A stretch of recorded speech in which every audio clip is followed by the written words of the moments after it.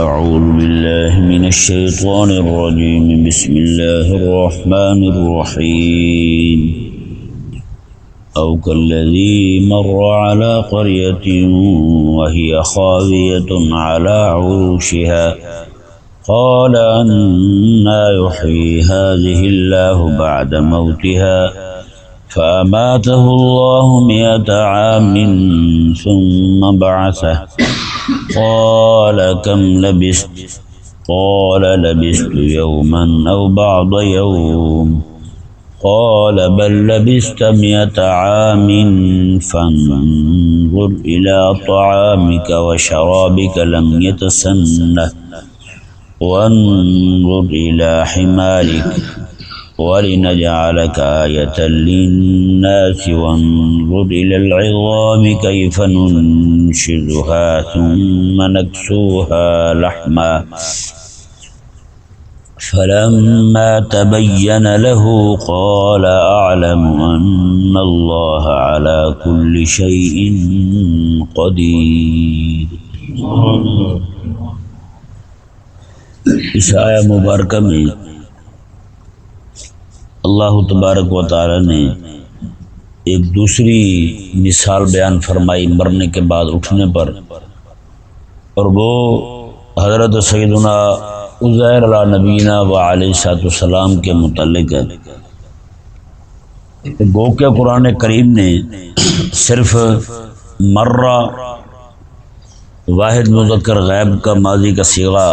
بیان فرما کر یہاں پر ان کا ذکر نہیں کیا حضرت سیدنا عزیر علیہ السلام کا، مگر مفسرین کا اتفاق ہے کہ اس سے مراد حضرت سیدنا عزیر علیہ نبینا و علیہ السلام ہے. ہوا یہ کہ حضرت عزیر علیہ السلام آپ فلسطین سے گزرنے لگے اپنی سواری پر، گدھا آپ کی سواری تھی، اس پر سوار ہیں، آپ گزرنے لگے تو مسجد اقصی شریف، یہ جو علاقہ سارا فلسطین کا، یہ فلسطین کی پوری بستی جو ہے یہ اجڑی پڑی تھی، لوگ قتل ہوئے پڑے تھے. بخت نصر ظالم بادشاہ تھا، اس نے آ کر پورے علاقے کے لوگوں کو قتل کر دیا، سب کو تباہ کر دیا، کسی کو نہیں رہنے دیا، بستی پوری گرا دی اور آگ لگا دی. یہ یعنی اگر آپ فلسطین کی تاریخ کو دیکھیں تو اس کے ساتھ بہت بار ایسا ہوا ہے. کبھی ظالم اس طرح مسلط ہوتے رہے، پھر کافر یہاں پر تھے تو اللہ تبارک و تعالی نے موسیٰ علیہ السلام کو فرمایا کہ یہاں جا کر حملہ کرو. یہ پھر آگے قابض ہوئے، اس وقت کے بنی اسرائیل جو تھے کلمہ پڑھنے والے، وہ آ کر قابض ہوئے، اللہ تعالیٰ نے انہیں تسلط دیا، تو بعد میں ان پر ظالم حاکم آ گئے، انہوں نے آ کر ان کو جابر لوگ آ گئے، انہوں نے آ کر ان کو مارا پیٹا، وہاں سے پھر نکال دیا ان کو. اس طرح کر کے بہت بار پھر کافر یہود و نصارہ قابض ہو گئے، نصارہ قابض سے حضرت عمر رضی اللہ تعالیٰ نے جا کر چھڑوایا، پھر جا کر یہ نصارہ قابض ہو گئے تو پھر صلاح الدین ایوبی رحمہ اللہ نے ان کو نکالا وہاں سے. تو پھر یہ ابھی جو لوزان کا جو معاہدہ ہوا تھا ان کا سلطنت عثمانیہ، جس کے نتیجے میں ختم کی گئی، اور نعوذ باللہ ثم نعوذ باللہ مسلمان نام نہاد کلمہ پڑھنے والا ہے وہ چھوٹے بوٹے کمینہ، اس نے معاہدہ کیا کہ آج کے بعد پوری دنیا کے اندر کہیں بھی اسلام کی حکومت قائم نہیں کریں گے. یہ اس نے آپ دیکھیں معاہدہ لوزان کو، اس میں یہی طے پایا تھا، ان ذلیلوں نے لکھ کے دیا تھا کہ آج کے بعد ہم اسلام کی حکومت کا نام تک نہیں لیں گے.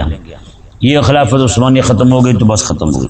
تو اس کے بعد جا کے مسلمان جو علاقے تھے ان کے ٹکڑے ٹکڑے کر دیے. پورا ایک ہی ملک تھا،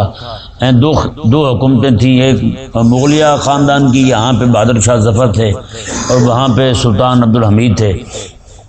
تو اس کے سارے ٹکڑے ٹکڑے کر دیے، عرب کو علیحدہ کر دیا، پھر عرب کے کئی ٹکڑے کر دیے چھوٹے چھوٹے علاقوں میں جو اس وقت کے صوبے کہلاتے تھے، ان کو ملکی جو ہے وہ ملکی ایک نوعیت کا درجہ دے کر اسے، اور ان کو آپس میں ایک دوسرے کا دشمن بنا دیا، ان کو آپس میں لڑا دیا اور اپنا اسلحہ بیچا، ان کو بھی اور ان کو بھی. اپنی دال روٹی چلاتا رہا وہ امریکہ اور بدماش جتنے بھی ہیں اس وقت کے، آج بھی وہی ہیں، تو اپنی دال روٹی چلانے کے لیے ان کو آپس میں لڑا دیا انہوں نے. تو آج بھی فلسطین جو ہے وہ مظلوم ہے، آج بھی فلسطین پر ظلم ڈھائے جاتے ہیں، رات دن وہاں پر مسلمان جو ہیں بیچارے ان کے گھروں کو، جس کے گھر کو جی چاہے ان کا عام سا یہودی بھی آگ لگا دیتا ہے، کسی بھی مسلمان کو پکڑ کے، چھوٹے چھوٹے بچے 7 8 سال کے بچے جیلوں میں پڑے ہوئے ہیں، یہودیوں کی جیلوں میں قید ہیں بچے بیچارے، چھوٹے چھوٹے بچے ہیں، کوئی ان کو پوچھنے والا نہیں ہے، کوئی ان کو رہا کروانے والا نہیں ہے، ان کے لیے کوئی آواز بلند کرنے والا نہیں ہے۔ وہاں پہ ہوتا یہ ہے کہ جو مسلمانوں کی تحریکیں ہوتی ہیں ان میں بھی وہ نام نہاد کلمہ پڑھنے والے لوگ وہ یہودیوں کے پٹھو بن کے ان میں داخل ہو جاتے ہیں، بڑے عہدوں پہ چلے جاتے ہیں، پھر اس تحریک کو بھی ہینگ کر لیتے ہیں، اس کو بھی یہودیوں کے مفاد کے لیے استعمال کرتے ہیں۔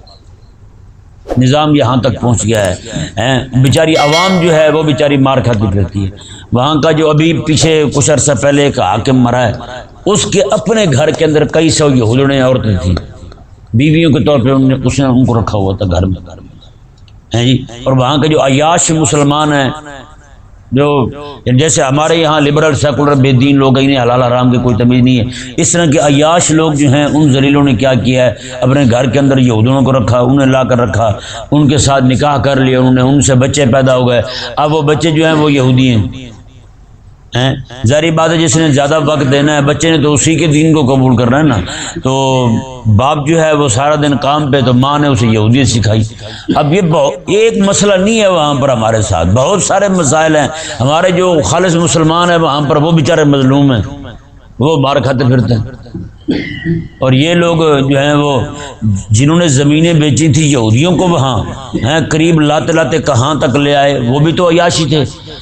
4 پیسے زیادہ دیکھے تو یہودی کو زمین بیچ دی۔ کوئی غیرت بھی کسی چیز کا نام ہے، حمیت بھی کسی چیز کا نام ہے یا نہیں؟ وہ دفعہ ہوتے پرے دور مرتے، تم تک آج تمہارے محلوں میں تو نہ گھستے، آج تمہارے علاقوں میں تو نہ گھستے، آج تمہارا پڑوسی بن کے یہودی تمہیں تکلیف تو نہ دیتا، آج تمہیں اذیت سے 2 4 تو نہ کرتا۔ تو یہ بہت سارے اسباب ہیں آج ہمارے وہاں پر اہل اسلام کے بہن بھائیوں کے مظلوم ہونے کے۔ یہ ایسے نہیں، وہ کہتے ہیں مکان ایسے نہیں ڈھہ جاتے، پہلے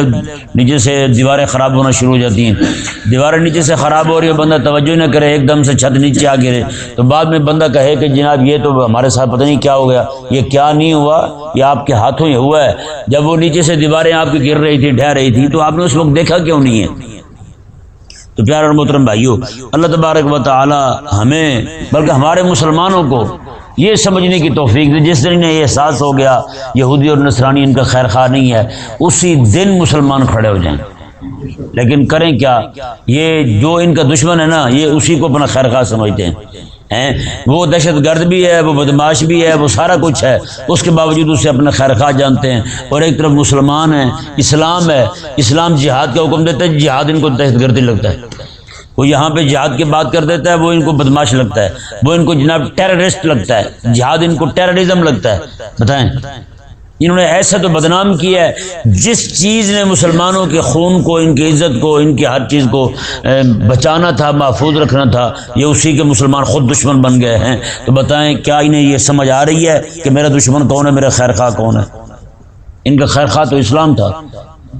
آج یہ اسی کا دشمن بن گیا۔ ان کا دشمن یہود و نصارہ تھے، یہ اسی کو اپنا خیر خواہ سمجھ رہے ہیں۔ تو بتائیں پھر اس قوم سے کبھی بھی عذاب دور نہیں ہو سکتا۔ وہ قوم اسی لائق ہے کہ وہ غلامی کی زندگی گزارے، وہ ذلت کی زندگی گزارے، وہ جناب جوتے کھاتی رہے، اسے کو بچانے والا، کوئی چھڑانے والا کوئی آ سکتا نہیں ہے۔ اللہ تبارک و تعالی، بہرحال بات یہ چل رہی تھی، حضرت سیدنا عزیر علیہ السلام آپ اپنی سواری پر جو گدھا مبارک ہے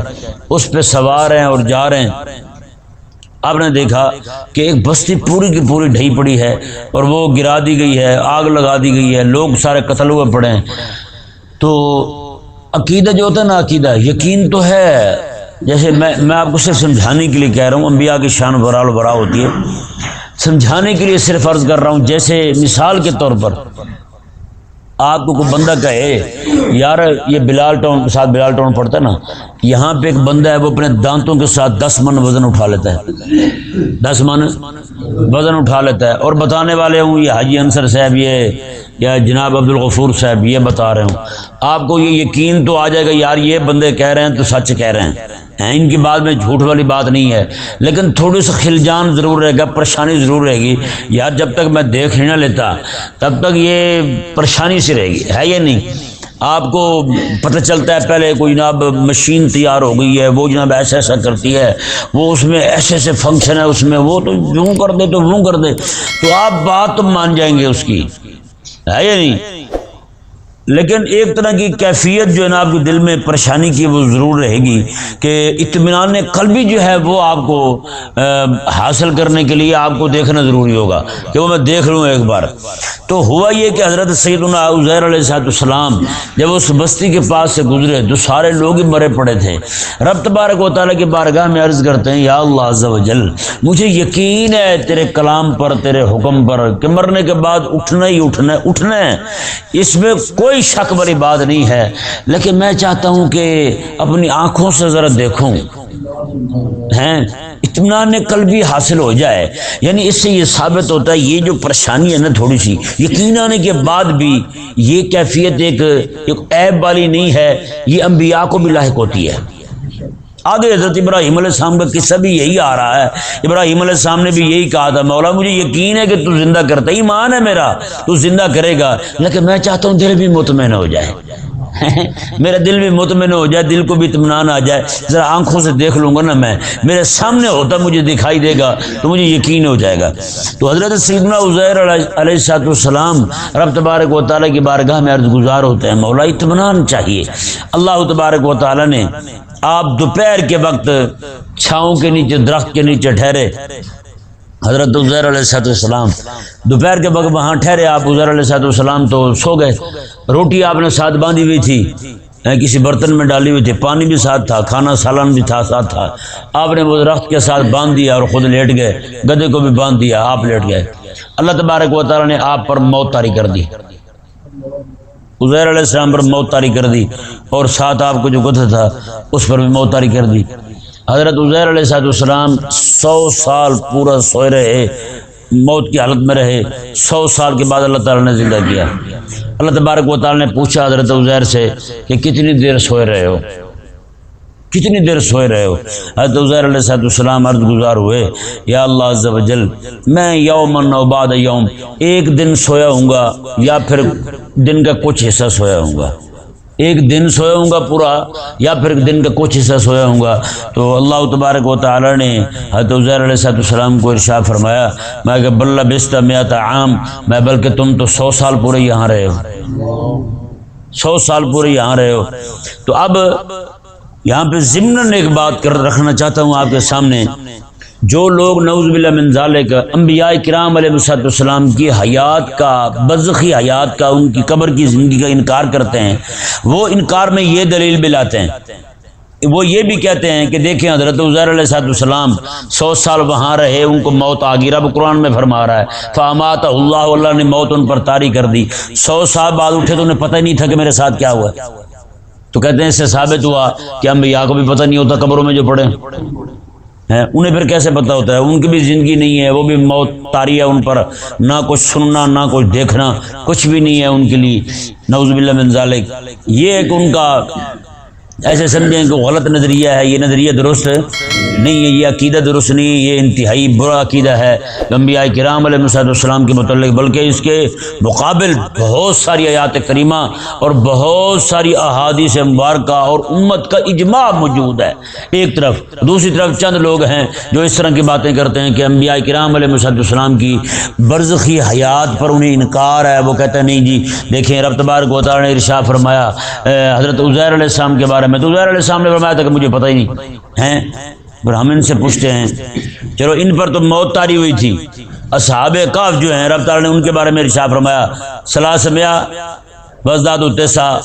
300 سال اور ساتھ 900 بڑھا، 9 سال اور بڑھا دیں، یعنی 300 سال اور 9 سال، ان پر تو موت بھی طاری نہیں ہوئی، وہ تو لیٹے ہوئے تھے، وہ تو سوئے ہوئے تھے، اللہ تعالیٰ نے ان پر نیند طاری کر دی، 309 سال پورے، 309 سال پورے وہ سوئے رہے۔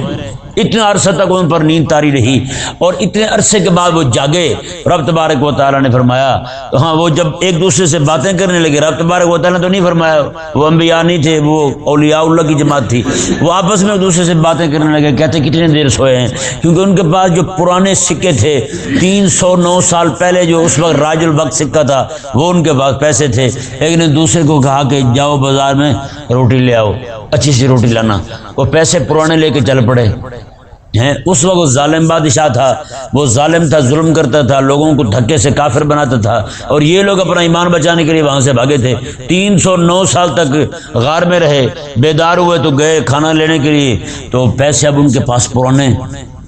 ہیں۔ مارکیٹ میں جب دکھایا تو لوگوں نے کہا یہ بندے بڑے خطرناک ہیں، جیلی سکے چلانا چاہتے ہیں، پرانے نوٹ، پرانے پیسے جو ہیں وہ چلانا چاہتے ہیں۔ اس طرح کر کے وہ معاملہ جو ہے بعد میں کھلا، انہوں نے تو یہ تو بڑے پرانے بندے ہیں بھائی، انہوں نے کہا نہیں، ابھی ہم سوئے تھے، سو کے اٹھے ہیں، روٹی لینے آئے مارکیٹ میں، تو آپ ایسی باتیں کیوں کر رہے ہیں؟ تو یہ بات جو اب ہم ان سے پوچھتے ہیں، بتائیں کیا وہ تو وہاں تو تم نے کہا کہ موت طاری ہوئی ان پر، عزیر علیہ السلام پر، تو 100 سال جو بیتے ان پر، انہیں 100 سال پورے کا پتہ ہی نہیں ہے، تو لہذا انبیاء پر جو موت طاری ہوتی ہے انہیں کچھ پتہ نہیں ہوتا۔ تو یہاں جو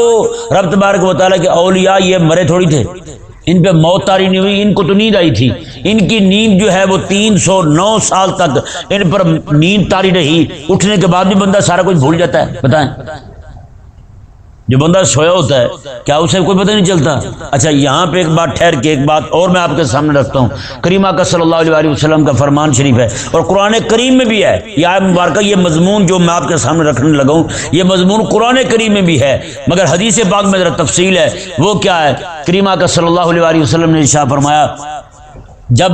جنتی قبر میں جاتا ہے، مومن بندہ قبر میں جاتا ہے، تو اس کے لیے جنت میں، جنت کے اندر ہی، قبر کے اندر ہی جنت کی کھڑکی کھول دی جاتی ہے، اور جنت کی نعمتیں اسے دکھائی جاتی ہیں، اور جنت کی نعمتوں سے اسے لطف اندوز کروایا جاتا ہے، اور یہاں تک آ کر سامنے فرمایا کہ جنت کی حور جو ہے وہ جنت سے نکل کے اس جنتی کے پاس آ جاتی ہے، اور اس نے اپنے گلے کے اندر ہار پہنا ہوتا ہے، جنتی جو ہے وہ بہلانے کے لیے، ایسے دیکھنے کے لیے ہاتھ لگاتا ہے، وہ ہار ٹوٹ جاتا ہے، ہار جب ٹوٹتا ہے تو وہ پریشان ہو جاتا ہے، حور کہتی پریشان نہ ہوں آپ، میں اور آپ مل کے ان دانوں کو اکٹھا کر لیتے ہیں، موتیوں کو، ہیروں کو، آخر السلام میں وہ ہیرے اکٹھے کر رہے ہوں گے، ادھر جناب قیامت کا اعلان ہو جائے گا، ہیں جی۔ اور یہ جب قیامت میں یہ بندہ،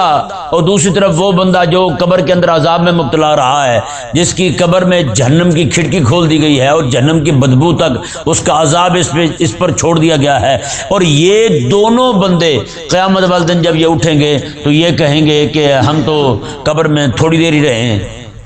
قبر میں تھوڑی دیر، یہ تو قرآن کا مضمون ہے آگے، یہ ابھی میں کہہ رہا ہوں آپ کے سامنے، وہ کھڑے ہو کہیں گے منباسنا من مرقدنا، ہمیں کس نے اٹھا دیا ہمارے بستر سے، ہم تو ابھی سوئے تھے، تھوڑی دیر ہوئی تھی۔ اب حالانکہ تھوڑی دیر ہوئی تھی، آج تک جتنے بھی لوگ سوئے ہوئے قبروں میں ہزاروں سال ہو گئے پڑے ہوئے،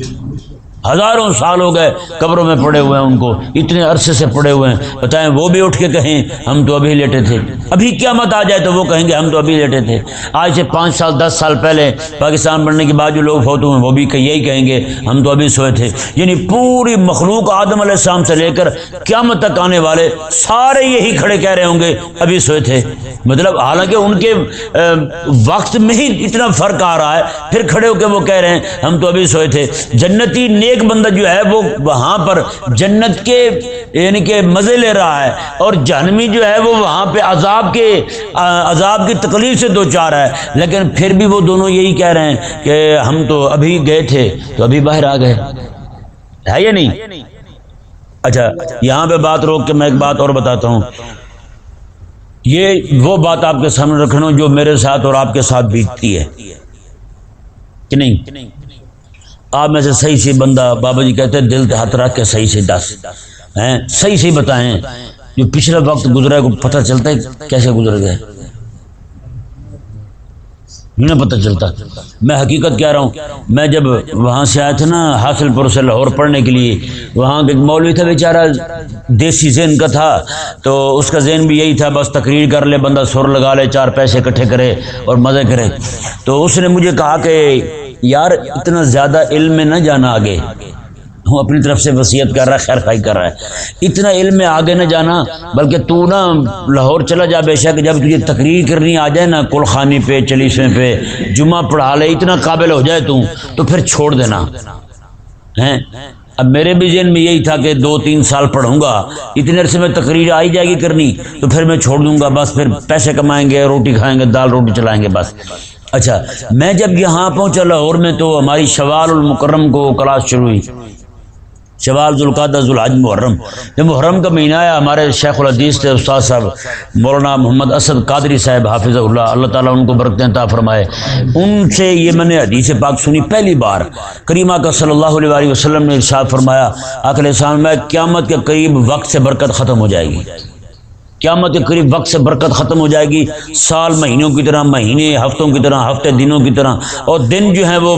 وہ لمحات کی طرح بیتتے جائیں گے، وقت میں کوئی برکت نہیں ہوگی۔ یہ انہوں نے یہ حدیث شریف سنائی تو میں نے نا وہیں بیٹھ کے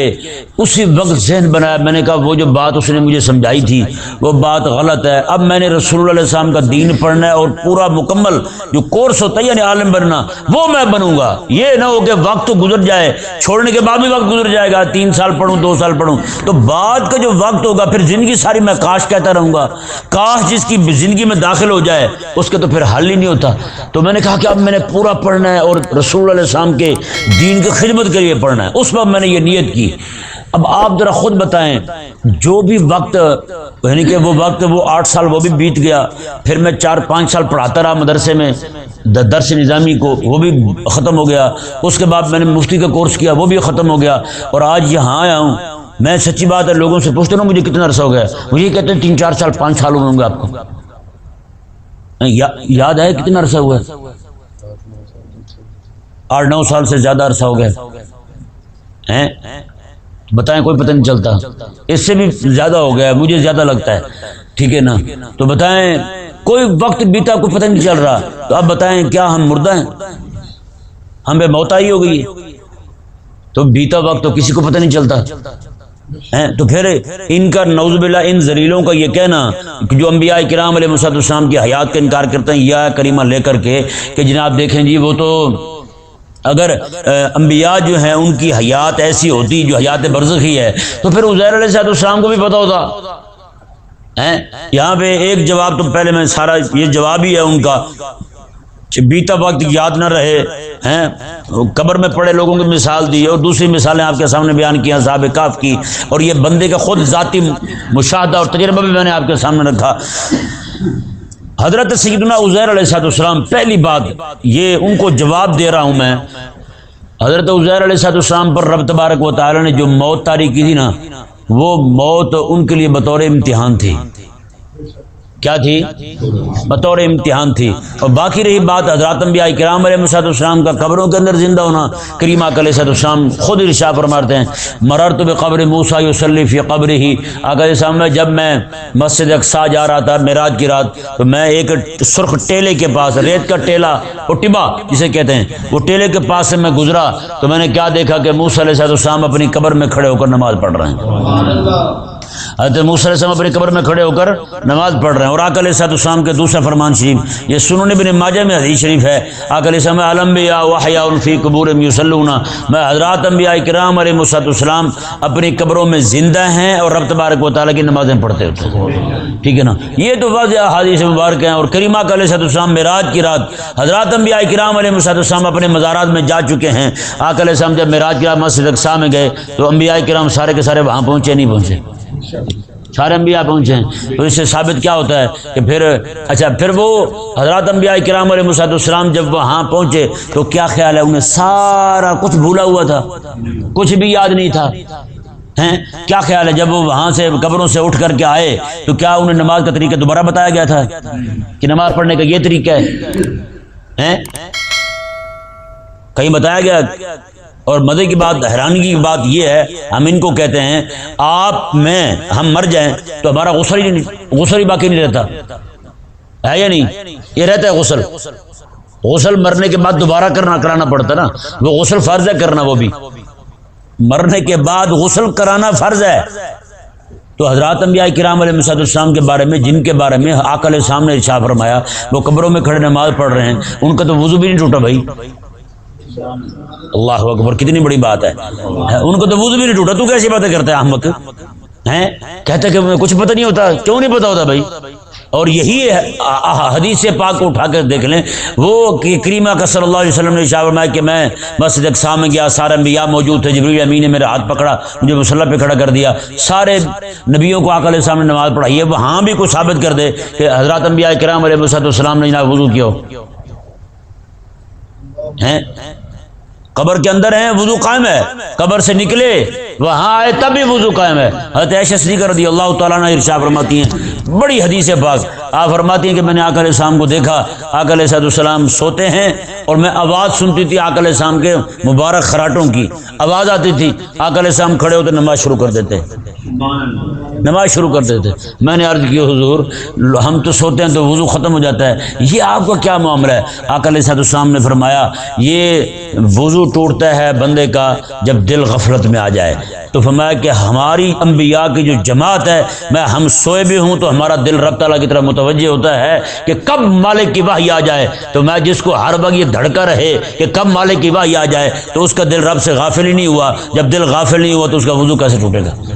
ہاں جی، یہ کریمہ کا صلی اللہ علیہ وسلم نے ارشاد فرمایا، یعنی یہ کہ میں آپ کو تھوڑا سا توضیحی کلام میں نے آپ کے سامنے کر دیا ہے، مکمل حدیث پاک یہی ہے کہ آقا کے سامنے فرمایا ہم انبیاء کرام علیہ السلام کی جماعت جو ہے جب ہم سوتے ہیں تو ہمارا وضو نہیں ٹوٹتا ہے۔ اللہ تبارک و تعالی ہمیں سمجھنے کی توفیق عطا فرمائے۔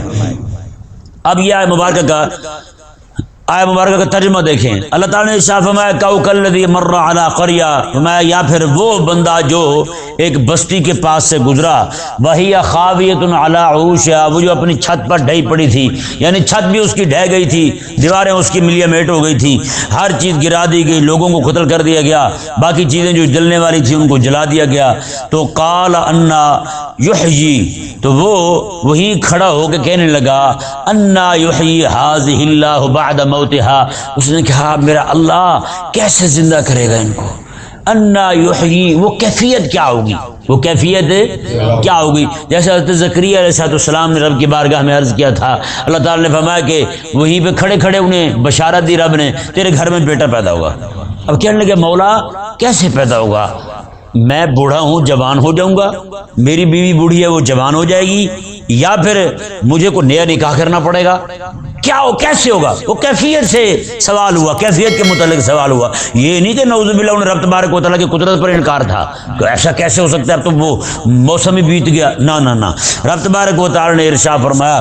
کہ انہوں نے عرض کی انا یحیی ھذہ اللہ بعد موتہا، کیسے اللہ تبارک و تعالیٰ ان کو مرنے کے بعد زندہ کرے گا؟ اللہ تبارک و تعالیٰ نے پھر کیا کیا، فاماتہ اللہ مئۃ عام ثم بعثہ، اللہ تعالیٰ نے انہیں 100 سال پورے موت دی، ثم بعثہ، پھر انہیں زندہ کر دیا۔ تو قال،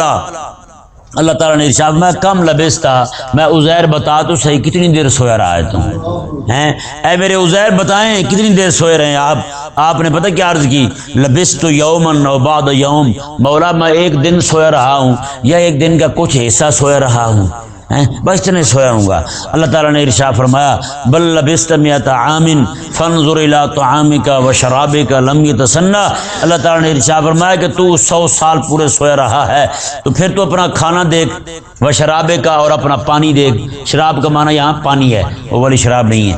اپنا کھانا دیکھ اور پانی دیکھ، لم یتسنہ، ان پر باسی پنا طاری بھی نہیں ہوا،